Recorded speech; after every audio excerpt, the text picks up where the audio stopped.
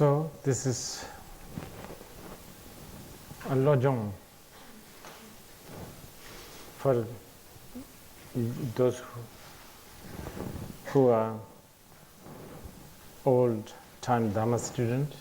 This is yet another Lojong teaching, which you must have heard thousandth times, but probably you should hear another million times. So and also, I should also myself contemplate on this thousands of times. Thank you for giving me the opportunity to even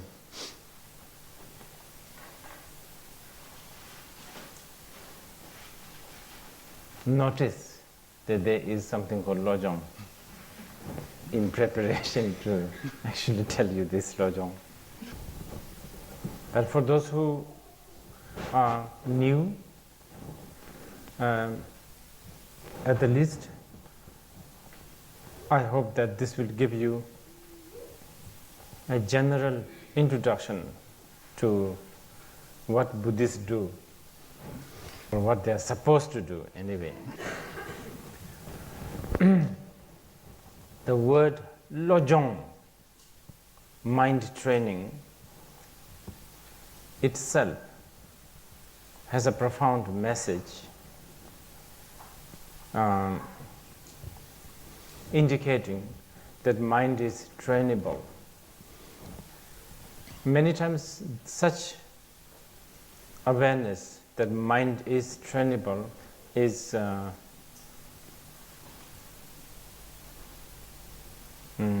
ignored or taken for granted.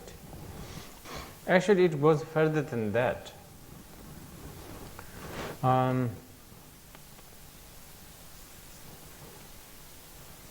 There should be in the curriculum for children's, textbook in the school, there should be some sort of a mentioning of the fact that we have mind. Of course, this I'm not necessarily,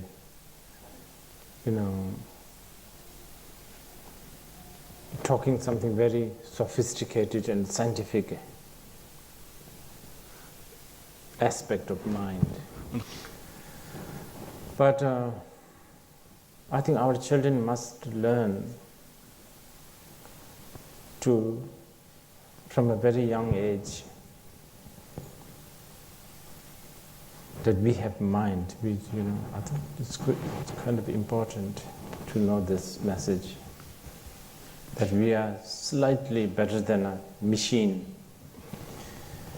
And not only that we have mind, we ourselves have mind, the others also have mind. And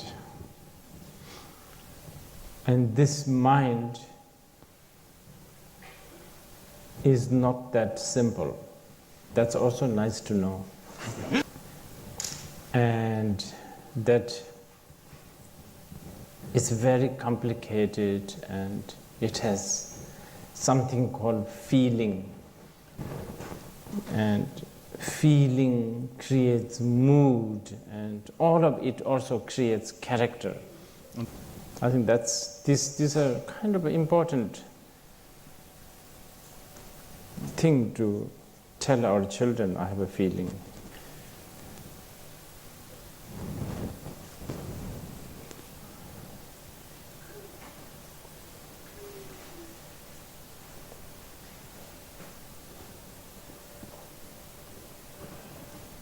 Even just to have this knowledge that we have mind, I think is already a big part of Lojong.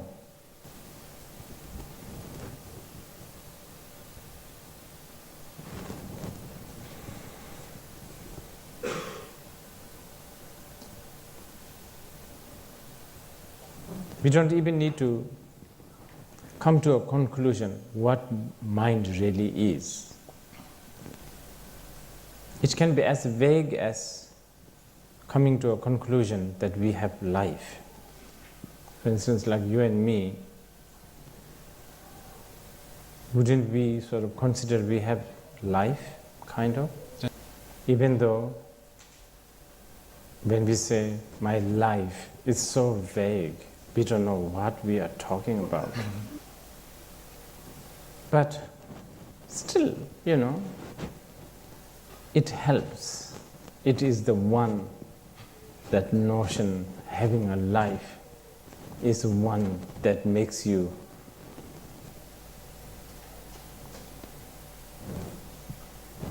this is like it's the drive. So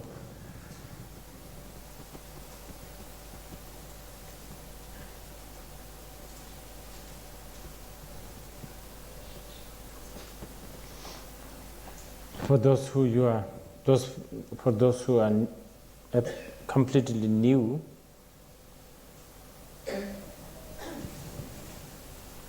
I'd just like to sort of point out that in Buddhism, mind is kind of a big deal. From the marketing point of view, it's a very smart move because it's very mysterious, but not too distant as God's. You have it, you see, so it's very close to you, but still it's mysterious because you don't really know. You don't even know you have one. So we can just, it's like opening Pandora box, talking about mind is infinite.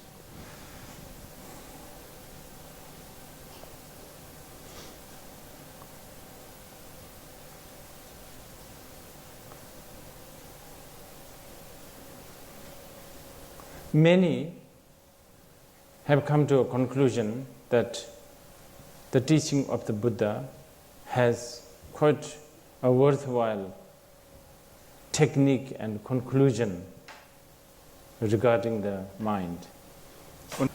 So those guys up there that we see behind you, in front of me, all they think about and talk about is mind. They have written volumes after volumes about mind. They have come up with incredible amount of nuances and analogies and metaphors talking about mind.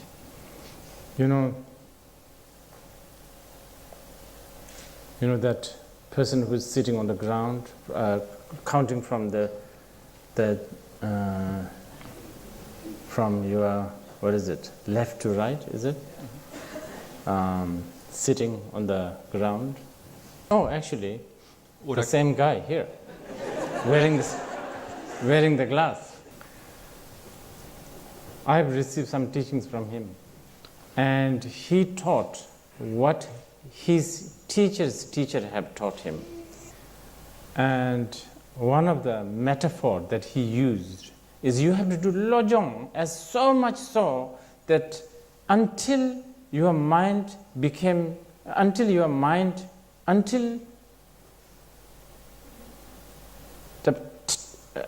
stage where when you relate to the world, your mind becomes like a fly on the horse bum. And we don't know what he's talking about. What is this? And because in the Tibetan culture is so, we have all this, cultural baggage. Sometimes we dare not ask so-called, like trivial questions. Many months I dare not ask what that is. But one time I took courage and asked him, what this horse bum and the fly? And you see, this is the beauty, because his teacher's teacher taught mainly to nomads. And nomads have yaks, cattle, and then they have horses. And horse's bottom is so, like shiny and, what do you call it, slippery. When the fly lands, it skids a little bit. So the analogy is this, we have to train our mind so much so that our mind skids a little bit as it relates to the object. At the moment, it's not skidding. At the moment, our mind is like a cow having a diarrhea. It's like, we see something and it just glues on it. So,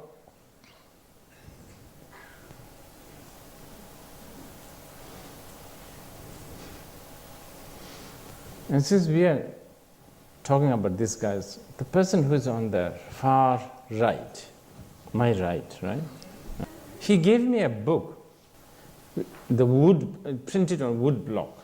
It's a very thick book, and it's all about mind training again, from the kindergarten level all the way up to the, like the highest level. And the title of the book is called Guyang Lode. Actually, crudely speaking, it means don't worry, be happy. It is really a step-by-step how not to worry.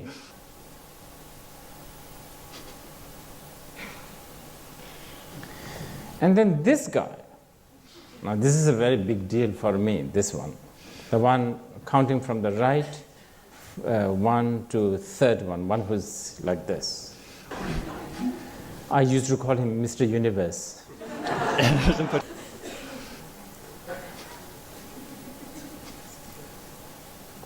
Because I'm a Vajrayana practitioner anyway, someone who's, trying, a struggling Vajrayana practitioner. You'll be surprised to hear this, but I like to sort of proudly share this with you. As a Vajrayana practitioner, we are supposed to think our Guru as the Buddha. And I visualize this, my Guru, as the Aryatara. And to me, when I visualize him as the Aryatara, it's almost natural. I can't visualize him as a Guru Rinpoche. It takes me time. You might think I'm a little kinkish here. Now, this man have taught me so much. And he is the one, when I was, I think about 9, I still remember, who actually gave me the teachings on mind. And many of the things that he taught, he uttered, if I remember, is what we are going to, I'm sure I will later on come up with that. In fact, his Guru, Shechen Jesab Rinpoche, wrote a very beautiful Lojong. And Doris just showed me that book yesterday or something, and that somehow made me think probably this is the text I might use to discuss today's Lojong. The person in the center is considered most very beautiful man, physically beautiful. In fact, a monk mistook him as the person who is wearing the hat, as his wife at one point. When he first saw, because this monk, he saw Chense Chokuloto in Lhasa, and then there on right inside his bed, on the same bed, is this beautiful woman sitting. And he recently heard that Chense Chokuloto got married. And he said, oh yeah, well, this must be it. This must be the woman. And he went to receive blessings from Chense Chokuloto. And Chense Chokuloto indicated, receive blessing from this woman too. You know, Tibetans are very racist and sexist too. And he said, oh well, blessing from a woman? Oh, why not? Since Rinpoche said, why not? So he received. He still doesn't know that this is Dujum Rinpoche. Few days later, he heard that Choki Lodro is receiving a teaching from great master called Dujum Rinpoche. And then he said, well, you know, I don't have particularly devotion towards Dujum Rinpoche, but if Chenze Choki Lodro receive teaching from him, he must be good. So he went, and there, that woman is sitting on the throne. And the real wife happened to be that one, actually, the first on the left. And she, I have to say, is an embodiment of how should I put it? Lojong personified. Coming from an aristocratic family, and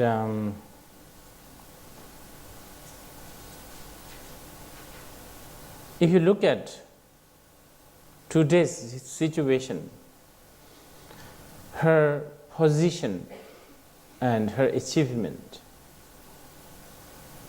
and her behavior, if you look at all this, you will see the byproduct of a Lojong real life. Anyway, mind training is kind of a big deal. For the sake of those who are not familiar, I will try to also make this event a little bit, practice oriented. So let us do the first step of practice. Nothing religious, nothing. Please sit straight. And I don't want you to pray. I'm not asking you to pray. I'm not asking you to think of something particular. All I'm asking is sitting, just sitting. Actually, no need to even sit straight, just sit. No visualization, no chanting mantras.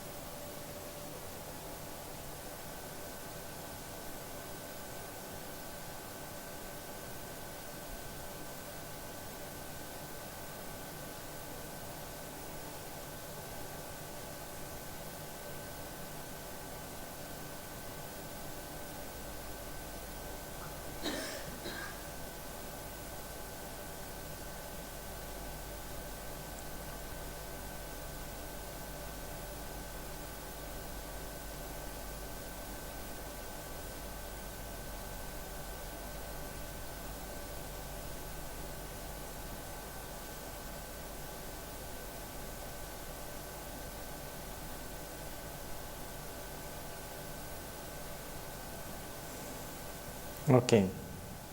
This, what you just did, believe it or not, is the foundation, the fundamental mind training.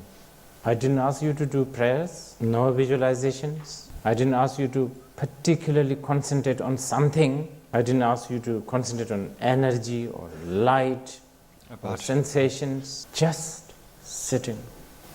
Believe it or not, this is a technique that is encouraged and taught for 2,500 years by every one of our forefathers. If you think, will this really make me train a mind? Actually, that doubt is quite I appreciate that doubt.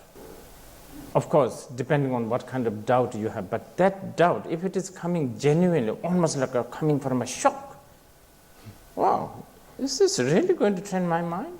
Just sitting like this? That is the beginning of you encountering a path of simplicity, which is very valuable. This technique should be also, I think, in the school. Just a minute or two. It's nothing religious, as you can see. How does it work? So many reasons.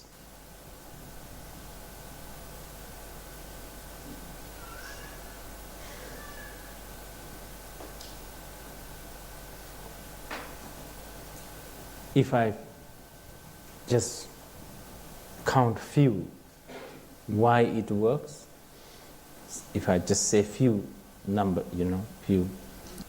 Yes, obvious one is it relaxes you, but also it unsettles you. Very important.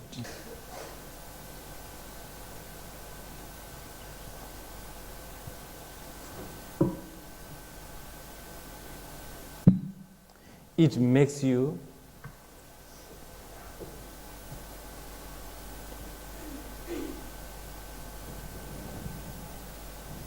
sort of blissed out. It can sort of make you feel very nice, just sitting nice. But it will also bore you. And that's important. So important. To make you bored. So important. And not give in to the entertainment, but really go through that boredom. It when you sit like it makes you also come home. But more importantly, it will make you lonely. Absolutely important. You have to be lonely because you are lonely, and there's only you. In the whole world, there's only you. And that needs to be in touch. We need to be in touch with that. Oh, there's so many reasons. I can go on.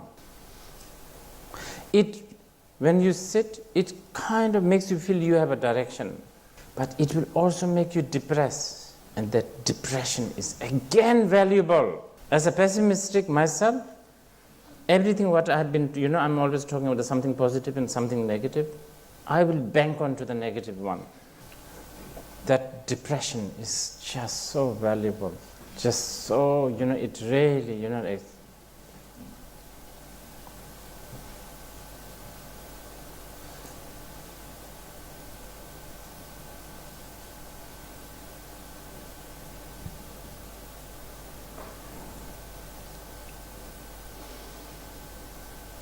I think it's like a snot.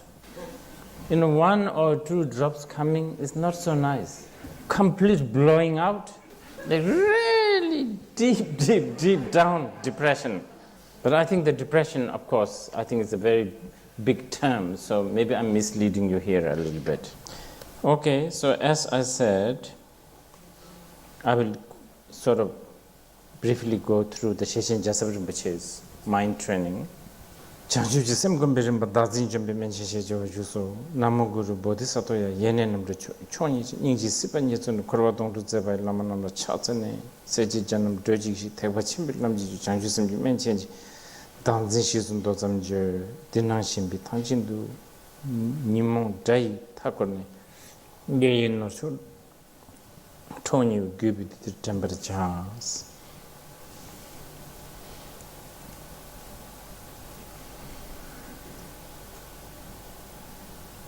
Thomami bitujing chunam gunjini diye penadogani nyangende batabayin jitar sai nana chuti mamme bana bata tejinyu monana yishichim bina bana tongbani ni tembe jawe jingi sungba deda gunjini do kambe nyambar jema yin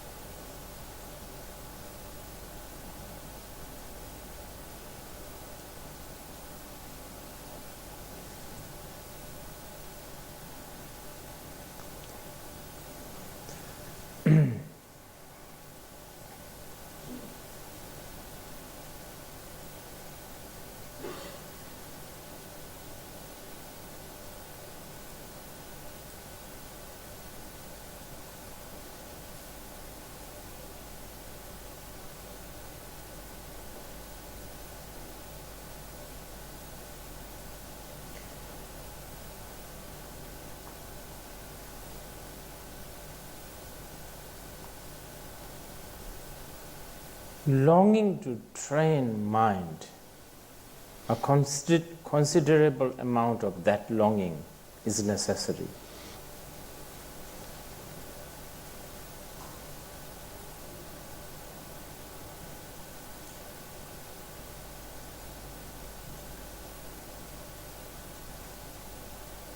And also, the purpose of training the mind, the aim, the final aim, that's defining that is important. If your final aim is just to relax, to free ourselves from stress, let's say, the sort of temporary stress, then actually most of these Lojong teachings that you will find in the Buddhist teachings, coming from people like those guys, they are waste of time.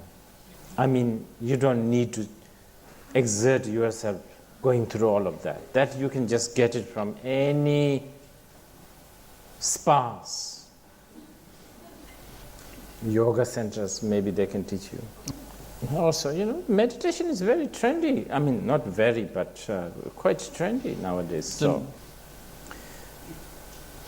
So, a considerable amount of wanting to train the mind, and some sort of a direction why you want to train the mind, for what purpose, kind of important. Often we hear, now this is mainly for the seasoned practitioners, so maybe some of you new ones, a little confusing here, but since we have a mixed audience, I have no choice. I often hear from the old practitioners, I have so much anger, I have so much jealousy, I have so much, like paranoia, I can't, I still haven't managed to train my mind. When I hear this,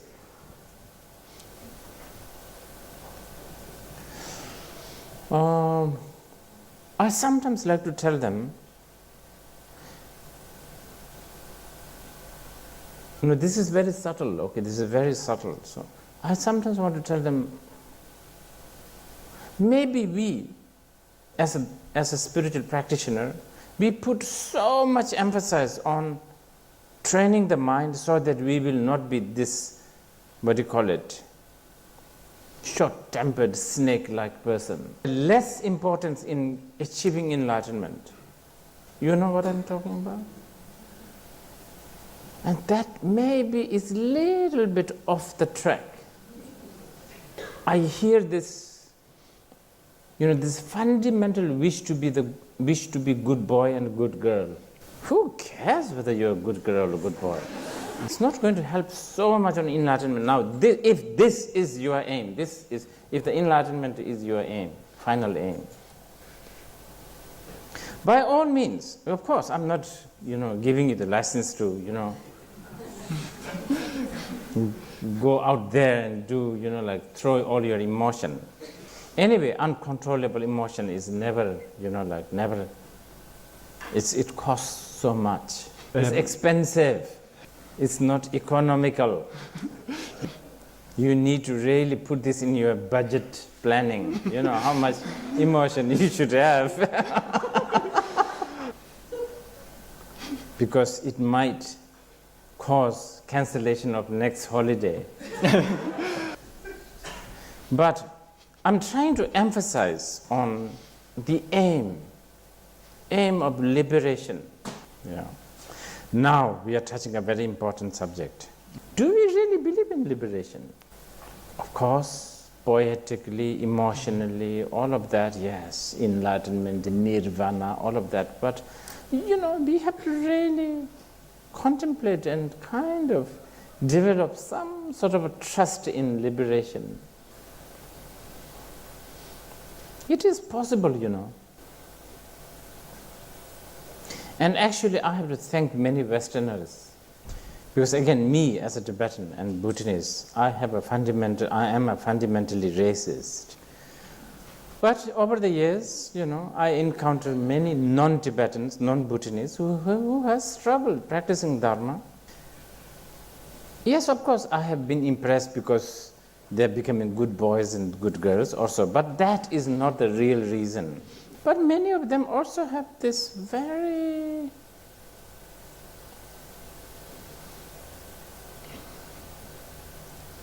kind of a very special conviction. How should I put it?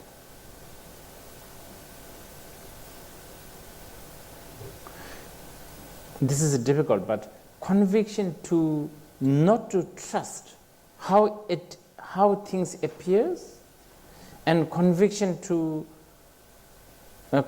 of trusting something that is beyond how things appears. And I have noticed that within many Western Dharma students. That to me is a really encouragement. Of course, not continuously. It comes to them, off and on. But that's already very good. Some of the practitioners beginning to see things as a sandcastles, losing a strong grip on certain things that you have such a strong clutch or grip in the past. And I'm not even talking about like Ferrari or Rolex watches. I'm talking about those who passionately detest White House. So now beginning to see the whole phenomena of detesting White House is like a sandcastle. That is an achievement, especially for left bleeding heart leftist. Liberation is very possible. If you are asking me, have I reached liberation? No. That's for sure. But my conviction towards the liberation is much more strong. Because there's many reasons. Because actually it is very simple. Actually it is right in front of your nose. It's within your reach.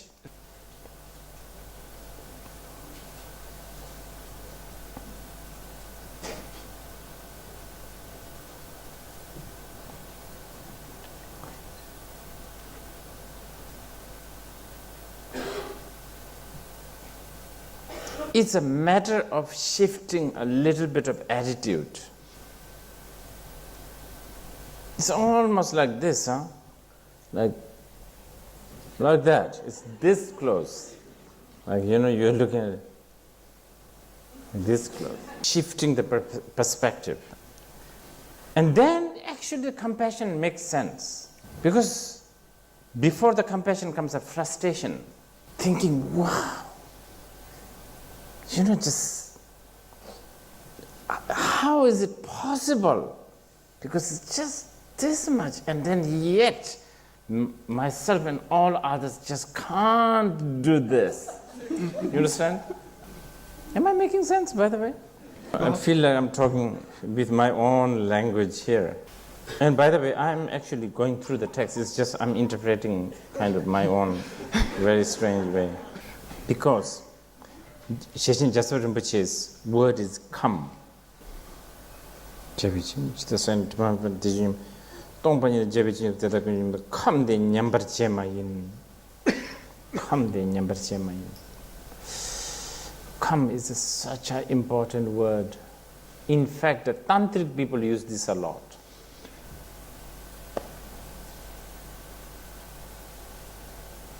How do you translate it? It's element? Yeah, come.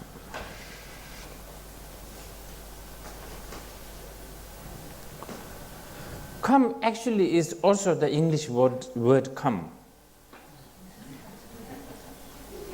Actually, it refers to that too. You understand? I'm serious. I'm not making up. Are you coming? Kind of that kind of come, not a coming.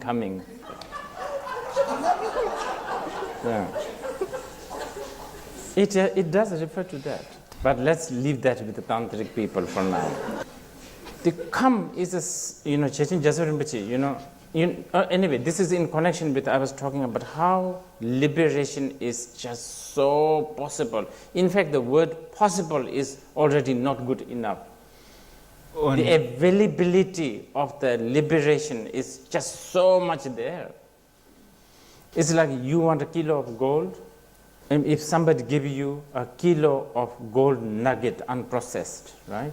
You should be happy to receive equally, as a kilo of gold. You should not be, grumbling about, oh, it's not shiny, it's not, you should not be grumbling. Because when you grumble, then that's the time somebody will snatch it away. And of course, there's no somebody here, which your own, like other things that will snatch it away. This is how, these guys up there, when they look at us, people like you and me, pile of just shit, basically. They don't see it as a pile of shit. For them, we are gold nugget. They're happy with it. They will not ask, they will not even think of asking, is this really gold? That kind of, the compassion. These guys, that's how these guys relates to us. For them, we are asset. Asset? Like investment. We with the asset, right? Asset. And by the way, even mentioning this to you, if you know how to listen to this, not my word, of course, Sheshin Jasper Rinpoche's word.